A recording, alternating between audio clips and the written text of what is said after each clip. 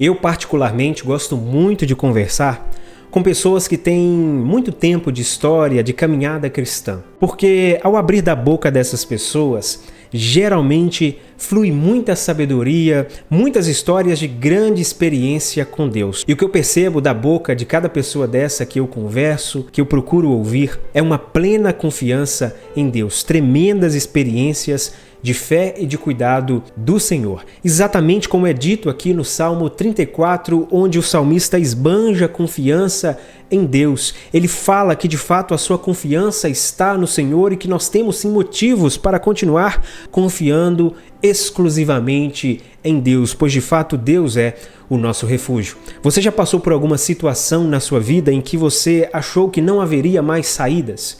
Não havia mais possibilidades de sair daquela situação?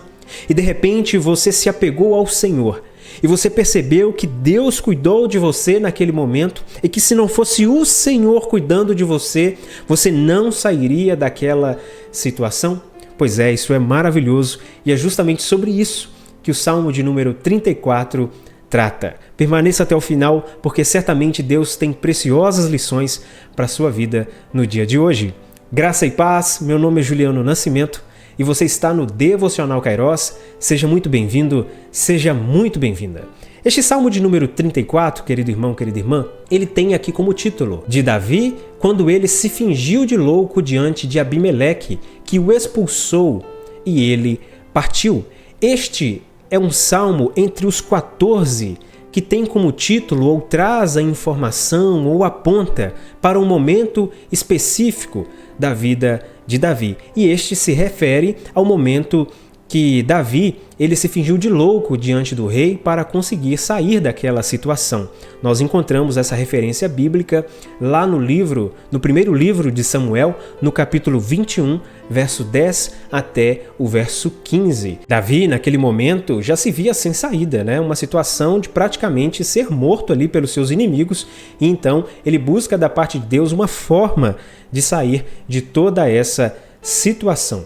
Vamos então à leitura do Salmo de número 34, do verso 1 até o verso 7, nós encontramos aqui a primeira parte, e aqui nós encontramos essa verdade nessas linhas, de que os santos, eles louvam e buscam a Deus em todas as circunstâncias. Amado irmão, amada irmã, aquele que teme a Deus, busca ao Senhor, não só nos momentos bons, mas também nos momentos difíceis. Exatamente por causa disso, o salmista está aqui, bendizendo ao Senhor, como diz no verso 1. Bendirei o Senhor o tempo todo, os meus lábios sempre o louvarão. Por isso ele usa essa expressão, bendirei o Senhor o tempo todo.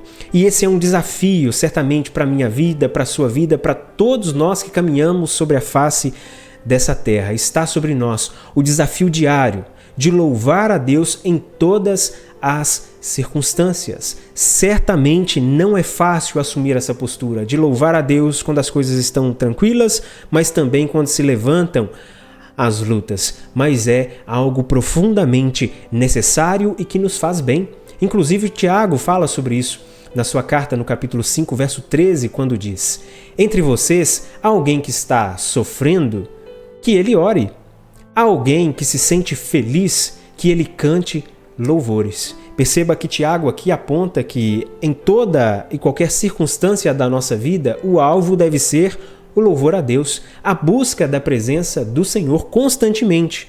Em toda situação, boa ou aparentemente má, nós devemos estar buscando a face do Senhor. Por isso ele diz aqui no verso 4, o salmista: busquei o Senhor e ele me respondeu, livrou-me de todos os meus temores. Perceba que a postura do salmista é de buscar a presença do Senhor. Querido irmão, querida irmã, nós devemos entender que a oração, ela é o primeiro recurso.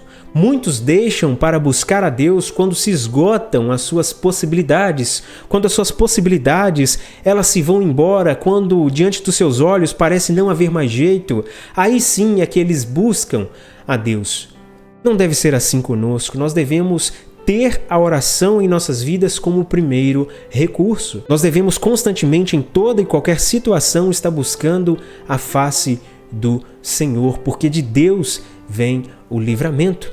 E ele ainda diz aqui no verso 6, Este pobre homem clamou, e o Senhor ouviu, e o libertou de todas as suas tribulações. Aqui o salmista, quando diz este pobre homem clamou, ele expressa a sua humildade diante de Deus. Ele não se vangloria na presença de Deus, ele não se considera merecedor diante de Deus, mas ele se coloca diante de Deus como pobre, como alguém que precisa do agir de Deus sobre a sua vida. E aqui se aplica o princípio bíblico de que os arrogantes não recebem a bênção, mas sim os humildes é que são acolhidos na presença do Senhor. Lembre-se, por exemplo, do texto de Lucas capítulo 18, verso 9 a 17. Nós encontramos ali a parábola do publicano e do fariseu. O fariseu ora no templo de si para si, como diz o texto, muito altivo, falando das suas qualidades diante de Deus, falando das suas benfeitorias,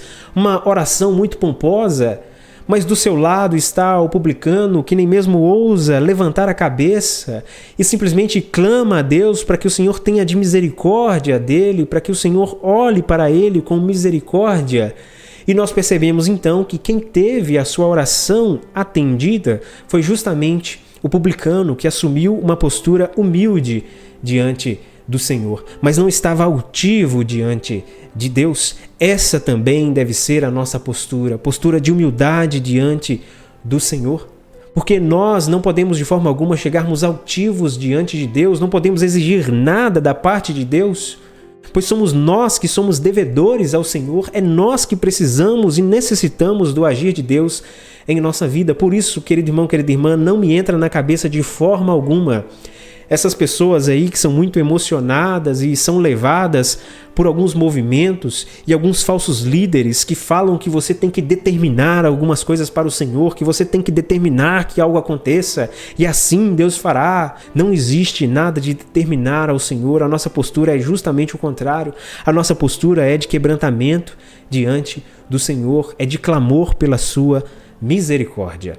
Nós vamos agora à segunda parte deste salmo, o verso 8 até o verso 10, e aqui nós encontramos a verdade de que Deus cuida dos seus eleitos. Veja como o salmista expressa essa verdade. Ele diz no verso 8: provem e vejam como o Senhor é bom, como é feliz o homem que nele se refugia. Ele faz um convite: provem e vejam. Ou seja, todo aquele que se aproxima de Deus, ele vê, é inegável a bondade de Deus. Não há ninguém que se aproxime de Deus com humildade e não enxergue o quanto Deus é bondoso. Por isso, provem e vejam. Se aproxime de Deus com humildade. Se aproxime de Deus e você vai de fato ver que o Senhor é bondoso. Querido irmão, querida irmã, você já é cristão há algum tempo? Puxe na sua memória. Busque na sua memória agora, nos últimos anos, o quanto Deus tem sido bondoso para com a sua vida. Olhe só para a cruz, olhe para o sacrifício de Cristo Jesus, a expressão plena da bondade, do amor de Deus. De fato, o Senhor é bom e nós podemos confiar nessa bondade de Deus. Por isso ele diz com confiança no verso 10: os leões podem passar por necessidade e fome, mas os que buscam o Senhor de nada tem falta. Deus socorre aqueles a quem o buscam. Todos aqueles que buscam a presença de Deus encontrarão socorro no tempo correto. E agora a terceira parte desse salmo, o verso 11 até o verso 16, o salmista fala agora sobre obediência. A obediência a Deus é o caminho do temor. O caminho do temor a Deus, ele é pavimentado pela obediência. Por isso ele diz aqui, do verso 12 até o verso 14: quem de vocês quer amar a vida e deseja ver dias felizes? Eu acredito que todos sobre a face da terra, né? Mas quantos estão dispostos a cumprir o verso 13 e o verso 14? É certo que todos querem amar a vida e todos querem ser felizes, querem ver dias felizes sobre as suas vidas. Mas quantos querem cumprir esses requisitos? Verso 13: guarde a sua língua do mal. Quantas pessoas diariamente falam maldades? A sua boca são para proferir maldições. Terrível o que algumas pessoas falam. E ainda, os seus lábios da falsidade. Guarde o seu lábio da falsidade. Isso reflete obediência à palavra de Deus. Muitas pessoas caminham com a falsidade, com a fofoca, com a maledicência na sua boca. Isso é desagradável a Deus. Isso não apresenta o caminho do temor ao Senhor, porque o caminho do temor é pavimentado, é calçado, é asfaltado pela obediência. E ainda ele diz no verso 14: afaste-se do mal e faça o bem. O cristão, justamente porque conhece a Deus, justamente porque sabe o quanto o Senhor é bondoso e misericordioso para com a sua vida, entende que não precisa pagar o mal com o mal, não precisa buscar justiça segundo as suas próprias forças, porque sabe que Deus é a sua justiça. Ele entrega as suas causas ao Senhor e por isso não paga o mal com o mal, mas paga o mal com o bem, porque confia plenamente na bondade do Senhor. Por isso, não só produz o mal, não faz o mal, mas também se afasta de tudo aquilo que é mal.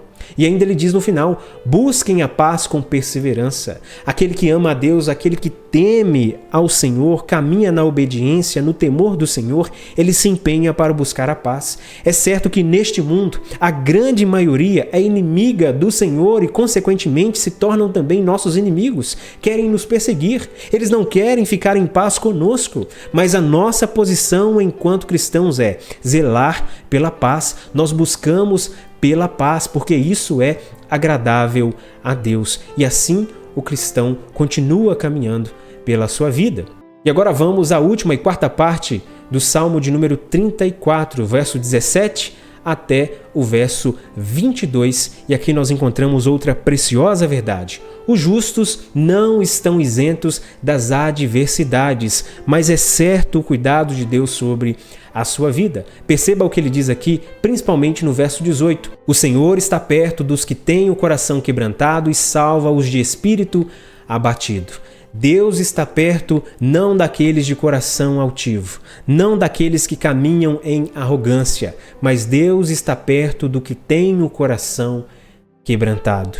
Deus ouve a oração dos humildes, daqueles que se apresentam diante de Deus com humildade, e Deus salva o de espírito abatido. Esses encontram o socorro de Deus. E essa verdade bíblica nós encontramos também ensinada pelo próprio Senhor Jesus Cristo, lá em Marcos capítulo 2, verso 17, quando ele diz: não são os que têm saúde que precisam de médico, mas sim os doentes. Eu não vim chamar justos, mas sim pecadores ao arrependimento.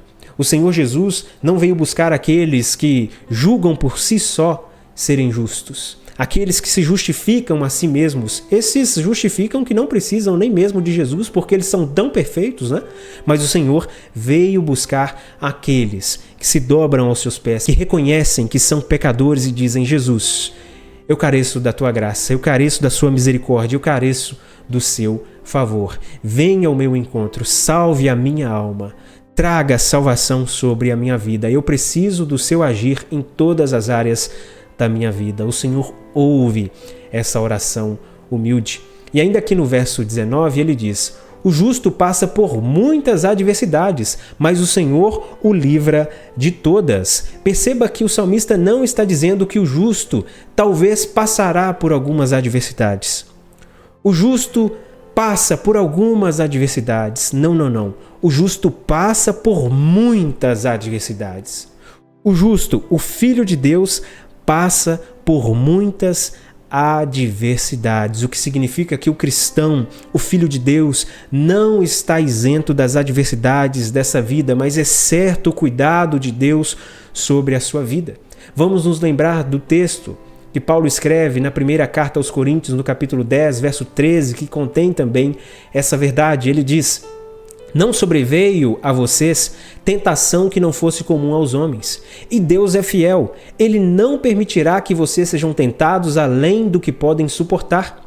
Mas quando forem tentados, Ele mesmo lhes providenciará um escape para que o possam suportar. Então percebam que Deus, Ele permite que nós passemos por momentos difíceis, Mas ainda assim, mesmo que nós estamos lá lutando, passando por aquelas situações, o Senhor está ao nosso redor. O Senhor está como bom pastor nos direcionando, observando qual é o nosso limite. O Senhor não nos permite sofrer além da conta. E outro detalhe importante, Deus usa essas adversidades, Deus usa essas situações difíceis para o nosso crescimento, para o fortalecimento da nossa fé. Então não tenha dúvida, sempre que você enfrentar uma adversidade, Deus providenciará saídas para você, mas não só isso. Deus cuidará de tal forma que você sairá ainda mais forte desta situação. E agora nós vamos para o final do capítulo 34 dos Salmos. Ele diz: o Senhor redime a vida dos seus servos. Ninguém que nele se refugia será condenado. O que significa dizer que não há salvação fora do Senhor. O salmista entendia plenamente e sabia, tinha essa certeza que ninguém que confia no Senhor será condenado. A sua salvação estava no Senhor, de tal modo que se ele confiasse plenamente no Senhor, ele estava seguro. E essa verdade também vai de encontro ao Novo Testamento. Atos capítulo 12, quando é escrito: não há salvação em nenhum outro, pois debaixo do céu não há nenhum outro nome dado aos homens pelo qual devamos ser salvos. A salvação somente está no nosso Senhor. A salvação somente é através de Jesus Cristo. Não há salvação fora do Senhor. Portanto, nós devemos continuar caminhando sobre a face dessa terra, confiando plenamente na bondade de Deus. As coisas estão difíceis, querido irmão, querida irmã, lembre-se da bondade de Deus. As coisas estão fartas, muito boas sobre a sua vida, se lembre da bondade de Deus. Deus é misericordioso. Portanto, louve e engrandeça o nome do Senhor todos os dias.